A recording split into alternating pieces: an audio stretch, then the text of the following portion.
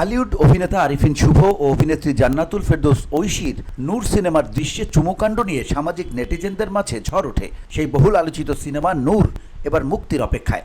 এমনকি এ তারকা জুটির ব্যক্তিগত সম্পর্ক নিয়েও গুঞ্জন ছড়িয়েছে।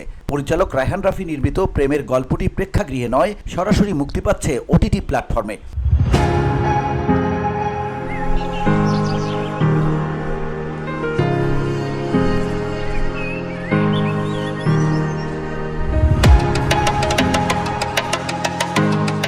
বায়োস্কোপ প্লাসে দেখা যাবে সিনেমাটি। এতে ঐশীর বিপরীতে অভিনয় করেছেন আরিফিন শুভ।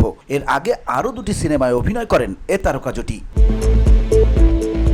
এদিকে সামাজিক যোগাযোগ মাধ্যমে নেটিজেনদের একাংশের দাবি, নূর সিনেমা মুক্তির আগেই প্রচারের উদ্দেশ্যে সেই দৃশ্য ছড়ানো হয়েছে সামাজিক যোগাযোগ মাধ্যমে। এর আগে 29 নভেম্বর প্রকাশ করা হয় নূর সিনেমার অফিসিয়াল টিজার। মাত্র 42 সেকেন্ডের সেই ভিডিওতে প্রেম বিরহের আভাস পাওয়া গেছে। আর মুক্তির আগেই ভাইরাল হয় টিজারের একটি চুমুর দৃশ্য, জানিয়ে সামাজিক যোগাযোগ মাধ্যমে নেটিজেনদের মাঝে শুরু হয় ব্যাপক আলোচনা সমালোচনা।